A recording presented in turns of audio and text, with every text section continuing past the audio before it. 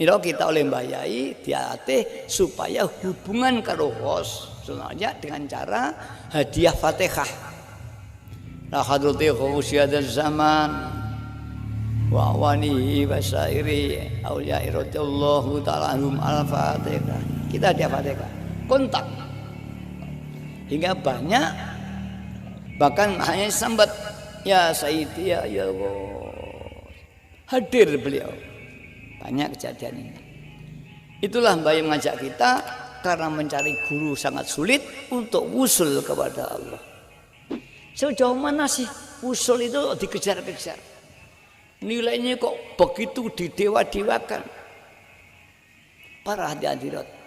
Wusul itu tujuan manusia, agama semua ingin wusul pada Allah. Dia ngaji di pondok, dia ngaji kitab, dia beramal ibadah, semua yang dicari sampai dengan Tuhannya.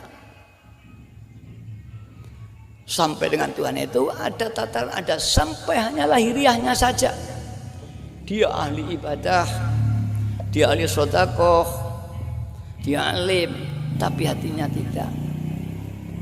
Ada yang dia sudah batinnya sampai, tapi itu pun tingkat-tingkat. Ada yang mencapai iman muqarrabah, kemudian dia mencapai makom jam'u, kemudian dia meningkat lagi fana, tingkat-tingkat terus. Yang tidak tampak dari lahirnya. Apa sih bedanya orang yang sudah ma'rifat dengan kita yang belum ini? Kita yang belum ma'rifat ini hanya ma'rifat bil ilmi. Kita tahu Tuhan dengan ilmu. Tuhan satu, Tuhan tak beranak, Tuhan tempat bergantung.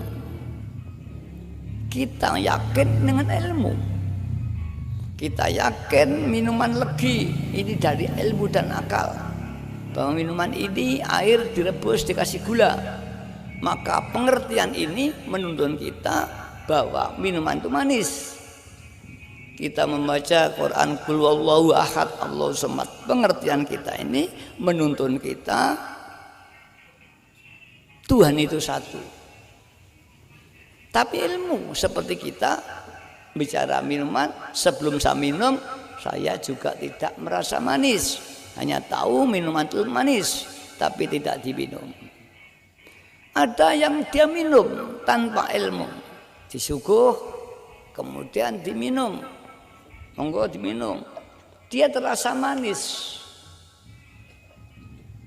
lidahnya manis, tenggorokannya tidak kering, tapi dia tidak dengan ilmu. Bisa aja orang bodoh. Ada yang dua-duanya, dia ilmu alim dan dia orang yang makrifat. Maka ulama ini ada tiga. Al ulama'u alimun bi ahkamihi, alim dengan hukum-hukumnya Allah. Ini haram, ini batal, bagaimana cara haji, manasik apa, semua kitab-kitab dibaca hukumnya. Menurut mazhab Syafi'i, Hambali, Maliki, apal semua. Ini ulama alimun bi ahkamihi, alim dengan hukum-hukumnya Allah. Tapi dia tidak alim billah, tidak makrifat kepada Allah. Yang kedua, al ulama alim billah fakot, tidak alim hukumnya Allah. Banyak wali-wali billah, makrifat, tapi bodoh. Dia tidak bisa mengajar di madrasah, ditanya, tapi dia hatinya wusul, tapi dia bodoh, tidak tahu hukum-hukumnya Allah. Ada yang ketiga, al ulama alim billah wa bi ahkamihi, alim billah dan alim hukum-hukumnya Allah. Inilah yang sempurna. Seperti Imam Ghazali, beliau seorang ulama yang alamah dan dia masyhur Sultanul Aulia. seperti Abi Hasan Asadili, seperti Syekh Junaid, Syekh Abdul Qadir Al-Jilani, Syekh Tijani, itu ulama alim billah wa bi ahkamihi, atau alim billah wa ilmuddin, ilmu agama. Inilah yang sempurna. Tapi ada yang alim toh, dia yang alim, ulama besar, tapi dia tak faham dengan makrifat. Para hadirat, walaupun kita bodoh, para hadirat, kita alhamdulillah dituntun Mbah Yai, dikenalkan makrifat, walaupun hanya sedikit. Barang sedikit ini disyukuri, akan ditingkatkan. La in syakartum la azidannakum wala in kafartum inna adzabi lasyadid. Apabila nikmatku engkau syukuri, kata Allah, walau sedikit, lahbotan, hanya sak cerutan, la azidannakum, maka aku akan melipat-lipatkan nikmat tadi.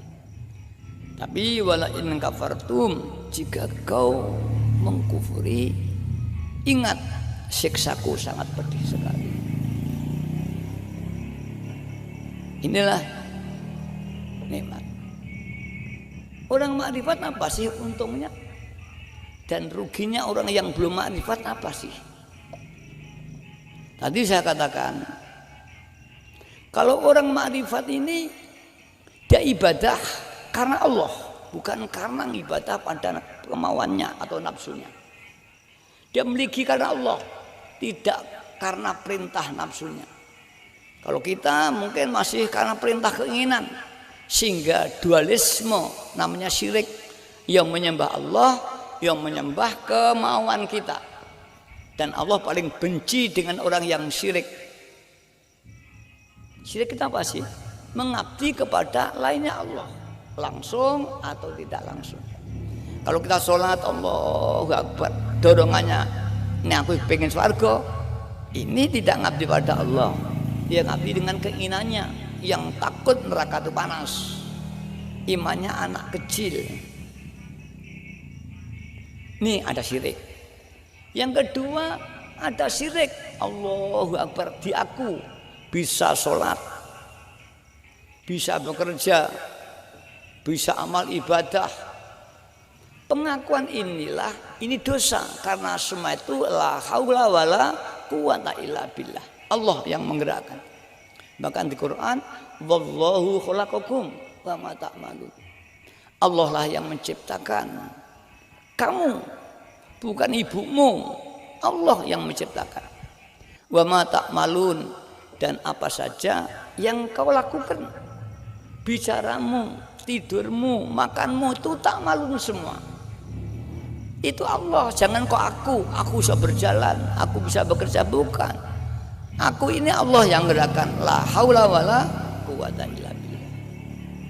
Jika ini sudah kita miliki, bebas dari syirik. Syirik menyembah lainnya Allah tidak ada. Syirik mengaku punya daya dan kekuatan seperti Allah tidak ada. Orang itulah murni hamba Allah yang hakiki. Perbandingannya dikatakan para pendat ulama, ngibadahi wong sing wis makrifat yang Allah karo ngibadahi wong sing makrifat, zarratun min a'malil qalbi khairum min amsalil jibal min a'malil jawarih. Sedetik ibadahnya orang yang hatinya makrifat kepada Allah sama dengan segunung ibadahnya orang yang belum makrifat kepada Allah.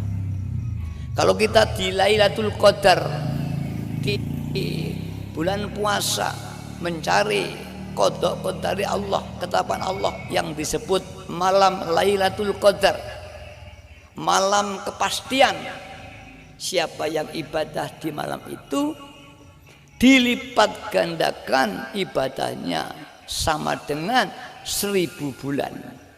Ibadah saiti sama 1000 bulan. Lek wong Jawa tirakat dina 40-an, poso 3 dina, ampuhe padha karo poso 40 hari. Kalau kita ibadah di bulan puasa, ya, ini dilipatkan 1000 bulan.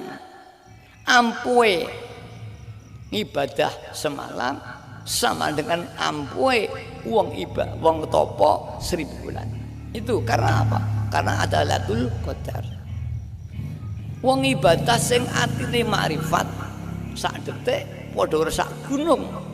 Mandine wong sing makrifat karo mandi wong biasa padha sak gunung. Kaya dening emas sak gram dibanding watu sak truk.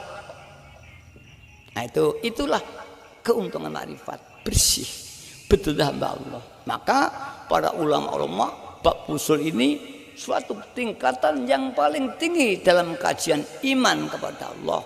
Iman musyahadah, iman makrifat, iman sudah mencapai sampurnane ihsan. Orang tidak bisa ihsan kalau belum makrifat. Lek gung iso medun titik namanya makom muraqabah. Para ulama makom nginjen-nginjen merasa dilihat Allah.